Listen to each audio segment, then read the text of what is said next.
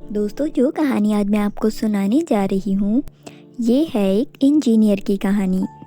तो चलें कहानी शुरू करते हैं। शामू एक गरीब घर का बहुत ही सुलझा हुआ लड़का था। वह पढ़ने में बहुत लायक था, सभी टीचरों का चहेता था और जमात में अव्वल आने वाला बच्चा था। स्कूल से आने के बाद वह अपने पिता के साथ चावलों वाले ठेले पर उसका साथ देता। उस चावलों के ठेले से ही उनके घर का खर्च चलता था। मोहित काका का सपना था कि उसका बेटा इंजीनियर बने। वो अपने बेटे से कहता, देखो शामू बेटा, तुम्हें इंजीनियर ही बनना है या डॉक्टर बनना है और कुछ भी नहीं। तुम्हें जितनी मेहनत करनी है करो, मगर इंजीनियर या डॉक्टर ही बनाना है तुमको मैंने। क्यों पापा, पढ़ लिख कर और कुछ क्यों नहीं मैं बन सकता? केवल डॉक्टर या इंजीनियर ही क्यों? इसलिए बेटा, क्योंकि जब भी कोई पुल टूटता है तो हजारों जानें चली जाती हैं और उसके पीछे ठेकेदारों और इंजीनियर्स का ही सारा फायदा होता है और लोगों का बहुत नुकसान हो जाता है। और डॉक्टर का बनने का मैं इसलिए कह रहा था क्योंकि हमारे गांव में कोई डॉक्टर नहीं था और उस गांव में ही मेरे दोस्त बहुत सारे गुजर गए थे। इसलिए मैं चाहता हूँ कि तुम इंजीनियर बनो या डॉक्टर बनो, ताकि गरीब लोगों की मदद करो या वो पुल जो रोज टूट जाते हैं उनको तुम अच्छे तरीके से मजबूती से बनाओ। ये बातें तो ठीक है आपकी बाबा। अभी वहाँ उसकी माँ आती है और कहती है, लेकिन इसकी पढ़ाई के लिए तो बहुत पैसे चाहिए होंगे, फिर वो पैसे कहाँ से आएंगे? बेला, हमारी गांव में थोड़ी सी जमीन है, हम उस जमीन को बेच देंगे, लेकिन शामू को इंजीनियर ही बनाएंगे। मोहित काका ने ऐसा ही किया। उसने वो जमीन बेचकर शामू का एडमिशन शहर के सबसे अच्छे इंजीनियरिंग कॉलेज में करवाया। घर आकर मोहित काका ने खुश होकर बताया, देखना तुम, हमारे दिन बहुत अच्छे हो जाएंगे क्योंकि ये कॉलेज सबसे अच्छा कॉलेज है। ये शहर का सबसे फेमस कॉलेज है और यहाँ बच्चों की 100% सक्सेस की गारंटी मिलती है। मैं तो भगवान से यही मांगती हूँ तुम्हारी ये बात पूरी हो जाए। शामू बहुत मेहनत से पढ़ाई कर रहा था।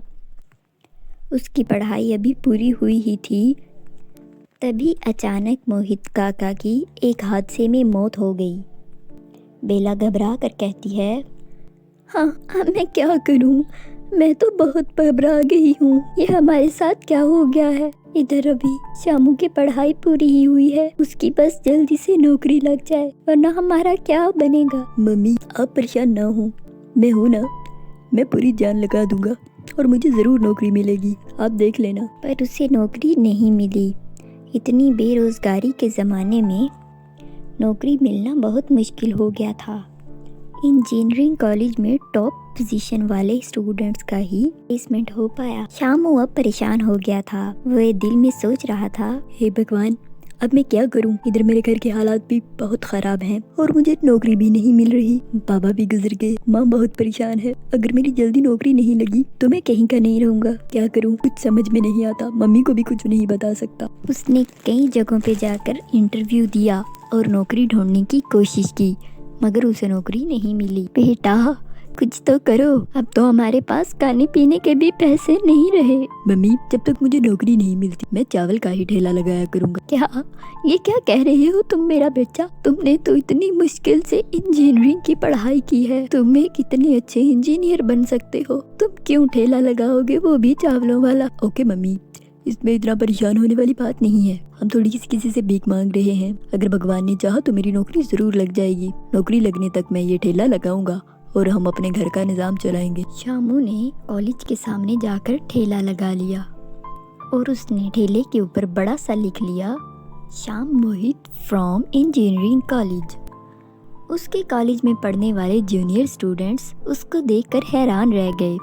वे उसके पास आए और बोले, अरे यार शामू, ये तूने क्या किया? ये तूने कॉलेज के सामने ठेला लगा लिया चावलों का और ऊपर से कॉलेज का नाम भी लिख दिया। यार, ये तूने नहीं ठीक किया। तभी दूसरे स्टूडेंट ने कहा, अरे शामू, इससे तो हमारे कॉलेज की बहुत बेइज्जती होगी। ये तो कॉलेज की इंसल्ट है, तुम्हें ऐसा नहीं करना चाहिए था। यार, तुम्हें पता नहीं, मैंने इस कॉलेज के मैनेजमेंट के खिलाफ आंदोलन शुरू किया है और ये मेरी बस शुरुआत है। वाह, तूने ये विरोध करने का क्या तरीका सोचा है भाई। और क्या, इन्हें मालूम पड़ जाएगा कि इनके कॉलेज से निकला हुआ इंजीनियर चावल बेच रहा है, इनकी बदनामी होगी कि नहीं। हाँ यार, तूने ये बिल्कुल ठीक किया है, इससे इन लोगों की बहुत इंसल्ट होगी।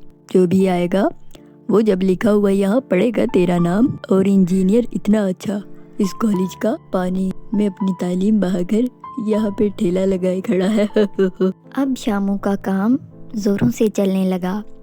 शामू के बेरोज़गार साथी भी उसके पास आकर टाइम बिताने लगे और पूरे कॉलेज के स्टूडेंट्स उसी के ठेले पर चावल खाने के लिए रोज़ आते थे। जे विलियम एक बहुत जानी मानी हस्ती थी और वो बहुत बड़ी इंडस्ट्री के मालिक थे। वो एक बहुत बड़ा प्लाजा बना रहे थे। प्लाजे में बहुत से लोगों ने एडवांस बुकिंग करवा ली थी।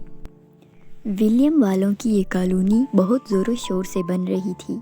बहुत सारे मजदूर वहाँ काम कर रहे थे। दोपहर को जब लंच का टाइम होता तो मजदूर शामू के ठेले पर टूट पड़ते। इसीलिए शामू रोज़ लंच के टाइम वहाँ चला जाया करता था और दोपहर में सारे लेबर्स को चावल सर्व करता था। उसके चावल लोगों को बहुत पसंद आते थे। ये बिरयानी उसकी माँ उसको बना कर दिया करती थी। शामू वहाँ बहुत सी गलत चीज़ों को देख रहा था। उसने देखा कि बिल्डिंग बहुत घटिया क्वालिटी के मटेरियल से बनाई जा रही है। वहाँ लगाई जाने वाली तमाम अशिया बहुत घटिया क्वालिटी की थी, जिनसे कल को नुकसान भी पहुँच सकता था किसी को। इंजीनियर और ठेकेदार उसमें मिली भगत करके गद्दारी कर रहे थे। ये सब देखकर शामू अपने मन में सोच रहा था, मुझे इसका विरोध करना चाहिए, मुझे इसका कोई हल ज़रूर निकालना चाहिए। शामू ने ये सारी बात घर आकर अपनी माँ को बताई। तुम्हारी वहाँ कोई औकात नहीं है, वे लोग सब तुम्हें मिलकर मार भगाएंगे और फिर तुम अपने चावलों के ठेले से भी जाओगे। मुझे अपनी चावलों के ठेले की फिक्र नहीं है मम्मी, मुझे उन लोगों के नुकसान की फिक्र है। मैं बिल्कुल चुप नहीं बैठूंगा मम्मी, अब देखो मैं क्या करता हूँ इनके साथ। एक दिन शामू ने वहाँ के ठेकेदार से कहा, ये यहाँ जो घोटाला हो रहा है ना, ये जनता के साथ धोखा है। आप लोग ये गलत कर रहे हैं।